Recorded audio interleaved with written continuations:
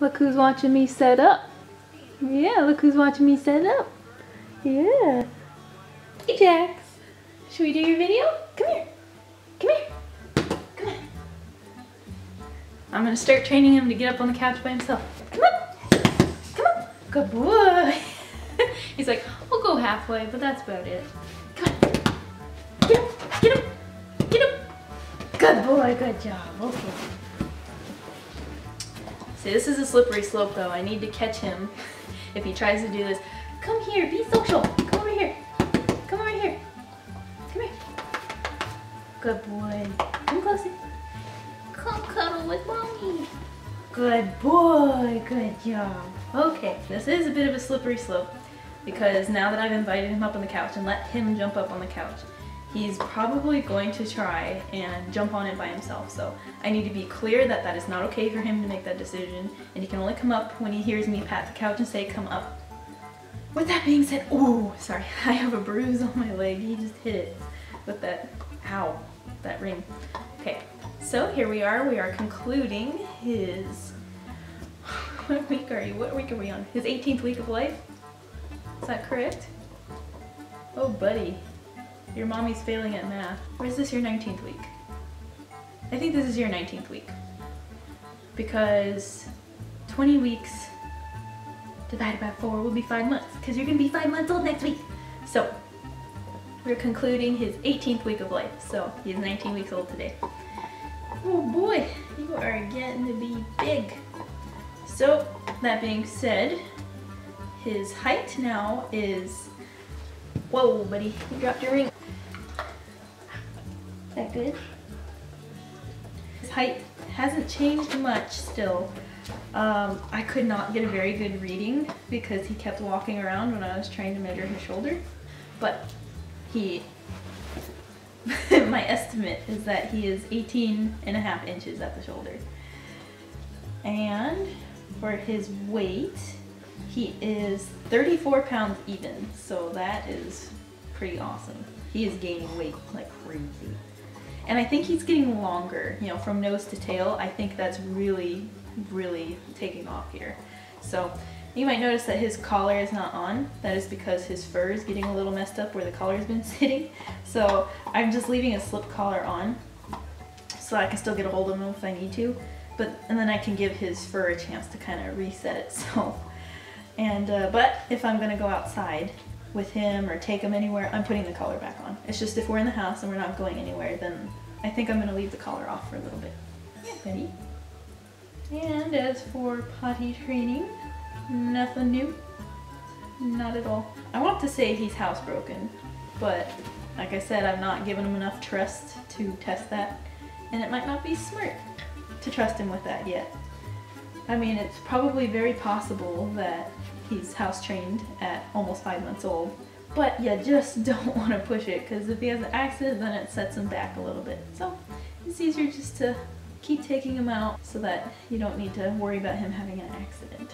And let's see, regular training, we are getting back to leash walking. So I'm still working, today I'm going to work on tightening up his heel. I let him get pretty far ahead of me before I call him back for a heel. So now I'm going to try and enforce that your shoulders do not pass my legs.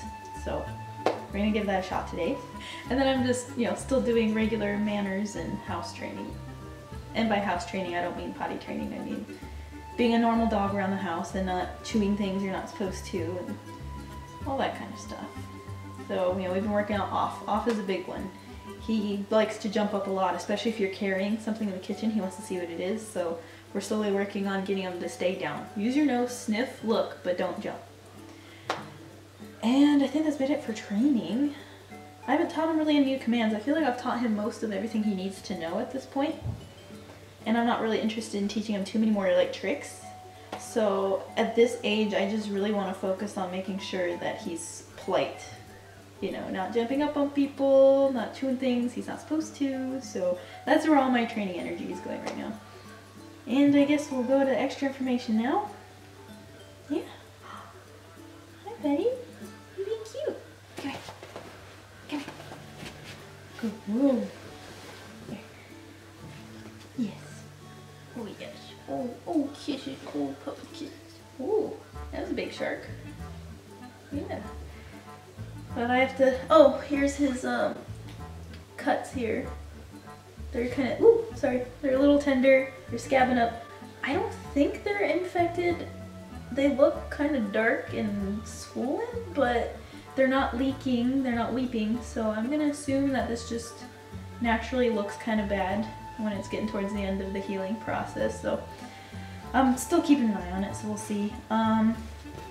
So as for how we are doing after last weekend, we're getting there. Yeah, we're getting there. He's very nervous now. Even just going outside in the backyard to go to the bathroom, he will be kind of looking around all the time, you know, watching his back. Any like little sound will like send him running for the door kind of thing. So we're kind of working on that. And then as for actual walks, I've started walking him, and I have noticed that the neighbors leave the dog inside, and I don't know. I don't know if that's because of what happened or if it's getting colder or what, but that dog, I've not seen that dog outside since last weekend. I think they work during the day, so I think the dog's been inside, so I've taken advantage of that. But I'm gonna start working, so it won't be for very long, much longer that I can take advantage of that. So I was, during the weeks, taking them for a walk in the middle of the day because I knew that they were gone and the dog was inside. But like I said, I start work this week, then I won't be able to do that anymore. So I'm just gonna have to figure out what to do for that. He's walking decently. Whenever we get near that house, I always take us into the street just in case. Oh, buddy, stay over here. We're almost done. We're almost done. We walk in the street when we get around that neighbor's house, you know, just to keep the dog from getting provoked if it's anywhere nearby, because we're off the property at that point, even though the sidewalk is public property. What are you doing, you noodle? What are you doing, noodle? Yeah, I'll let you down soon. Anyway, but when we get near that house, he is very scared. He is low to the ground, he's pulling backwards, he's pulling forwards, he's just, and when we get past the house, he's constantly stopping and looking behind him, just like, is that dog here? So it's really unfortunate that he's so scared. And when he sees strange dogs, he wants to run away now, when he used to want to go and, you know, say hi. So it did have a little bit of negative impact, I think. But we're working on it. I took him to the nature trail that's near our house, where lots of people and dogs are. He still loves people to death, so that's a good thing. But there weren't many dogs out, which is understandable. It's getting cold. But there were 2 dogs there. The owners didn't really come up to us with them, so I trust their judgment. If an owner does not walk up to me or talk to me when they have their dog and I have Ajax, I assume that dog is not dog friendly or puppy friendly, so I don't even try and ask them if they want to meet or anything. So, but just the fact that he got to see the dogs and see them like not even pay attention to him or not attack him or growl at him, I think did some good. So the fact he couldn't meet them face to face is unfortunate, but I still think some good came out of it, that he could see some strange dogs and see that no, they're not going to flip and attack you for no reason. So he's getting tired. When we had a bit of a rough night last night, he got extremely disobedient and it pissed me off a lot. Like, I've never been that mad. I figured most times when stuff like this happens, I kind of take a step back. First of all, we work on trying to prevent it next time, kind of like with the bedspread. I move the crate out of the way so he can't chew up the next set. So I've done my corrections for that, so that shouldn't be a problem anymore. But I'm working on improving his boundaries now, expanding his boundaries. So instead of just like being in here, then the crate, or outside, then the crate, I'm starting to just kind of let him get used to being around me a little more. I'm trying to think of how to explain this. Like, if I wanted to do anything, you know, he goes back in the crate. You know, brush my teeth.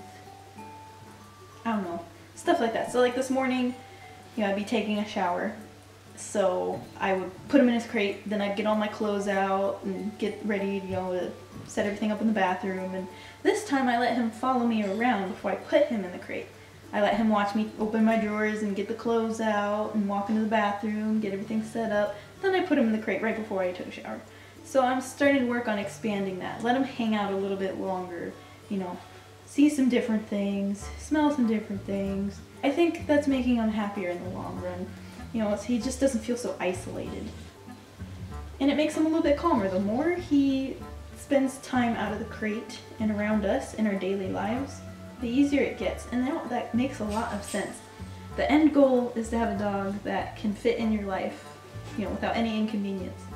So it only makes sense to have them kind of be around you during the day so that they get a feel of what you want from them. Yeah, buddy. So right now I could be teaching them to cuddle up, sit still, and we're going to watch a movie on TV. He hears Callie scratching. Yeah, you hear Callie? Yeah? You hear her? He's like, where is she? Well, this guy's getting sleepy. Yeah, you're supposed to be down for your nap like 20 minutes ago. And I'm also working on that. I'm kind of shaving off a little bit of crate time here and there. You want to get off? Wait, we gotta tell him goodbye. Hold on. I got you. Yeah, I'll let you get off in a second. So, I could just go on babbling forever, and I shouldn't because I think he is tired because he's trying to get off the couch now. So, that is our update. We're both okay. He seems to be healing up just fine. We're just kind of working on getting back to normal. And then this week I do go back to work. I start work on Monday. So, things will get interesting. My parents will be watching after him while I'm gone. So when I've given him his schedule and all the things I'm training him on, we'll see how that goes. So I will update you on my work week and all that fun stuff next week. So thank you guys for watching. Let's say goodbye, Ajax. Yeah, say bye. Bye! Bye-bye! Alright, you can get off. Good boy.